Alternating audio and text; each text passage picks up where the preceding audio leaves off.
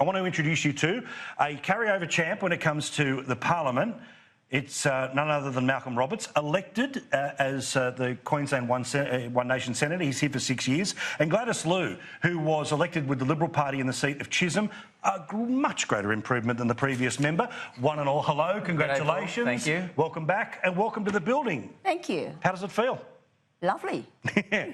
I mean, when you are hoping to be here, hoping to get involved in politics, running for politics, but to finally go into that party room, to speak to the Prime Minister, to know you're representing a community, are you ready for what's ahead in the next 3? Well, funny enough, I thought I was ready. And then when I come here, and then I felt that I'm much younger, because it's like a little schoolgirl going to a big school. But I suppose everyone will go past the same stage, and there will be a lot of exciting time ahead. So what do you hope to achieve in the 3 years? When we look back now, I know there's a lot of very local projects, all the rest of it, but as a politician, how do you want to be seen 3 years from now? Well, the thing is, I have joined the Liberal Party for 16 years, and I clearly know what I'm in for. I stand all the time for the values that we hold, taking personal responsibilities, reward for effort, and strong family values. So that's what I hold very strongly, and this is what I want to do. And as we know, during the election, people in Chisholm have spoken.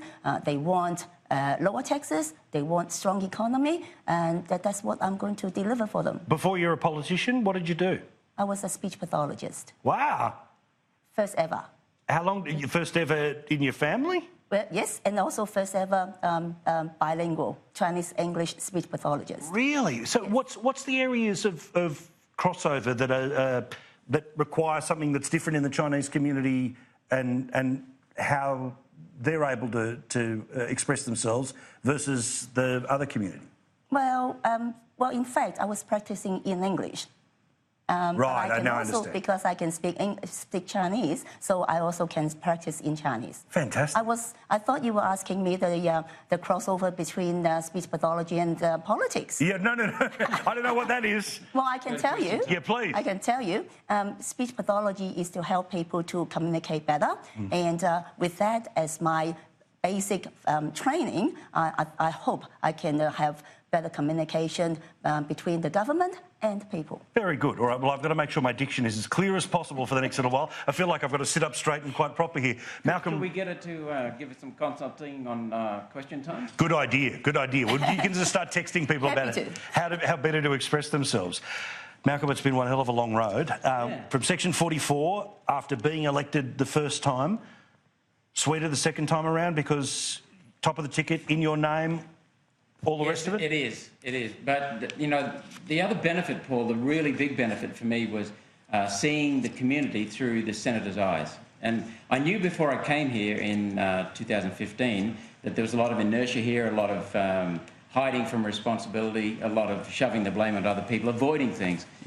When I was in the Senate, I started to understand why. And then I went back out into the community and I can see just what people are putting up with. And this place, this building, is just the most destructive building in the country, by far. Well, it has a very strange vibe at times, where you can feel how disconnected it is from the rest of the country, how what normal here is not even normal for Canberra, let alone what's normal for Queanbeyan in New South Wales, or of course the distances of Victoria or Queensland. You've also seen how this joint works when it wants to come after you, when particularly the people around when the media decides good guy, bad guy, and they just go you hard.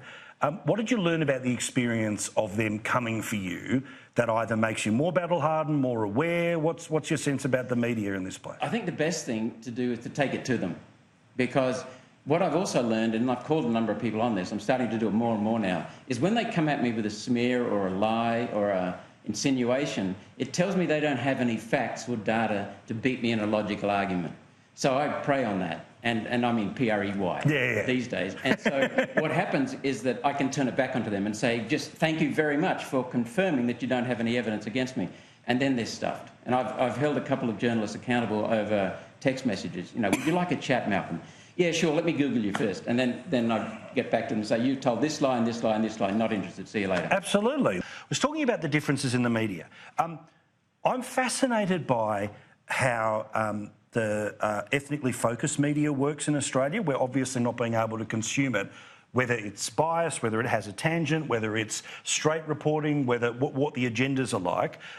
When you deal with Chinese language newspapers, what's that like? Is it an adversarial relationship? Is it one where they pretty much take what you say and that's it? What's it like for a political candidate with that media?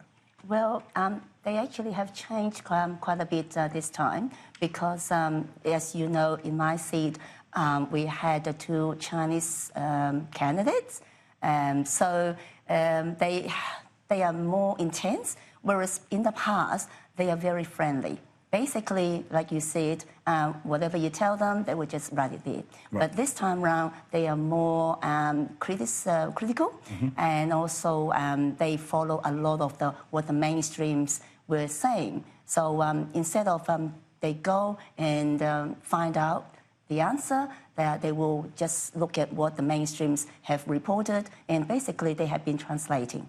Oh, right, OK, Yes. that's interesting. And when you say too about just for those that are half listening, I wasn't, or are you suggesting about they just write what you say? It's just more so a more direct relationship between she said this about this issue rather than the slants and spins and twists. It sounds like there's a bit of honesty there. Well, that seems to be changing though, however, as we're saying. Or reporting the news, not manufacturing the news. Correct, God forbid, God forbid. I've got to ask, there's a lot of people who want to know how you're going to tackle climate change politics. This time around, you were able to get some pretty amazing things out of Senate inquiries. As a person who has been in this building before and had time to ponder about what worked and didn't work, how do you get information out of, for want of a better term, the deep state? How do you get to the truth faster? One of the pledges I made coming into this election during the campaign was, the 5th pledge was that I will always make decisions wherever the facts are available, the data is available, the empirical evidence is available. I'll make decisions and ask questions based on that. So I'm not going to deviate from that, and I'm going to keep holding them accountable.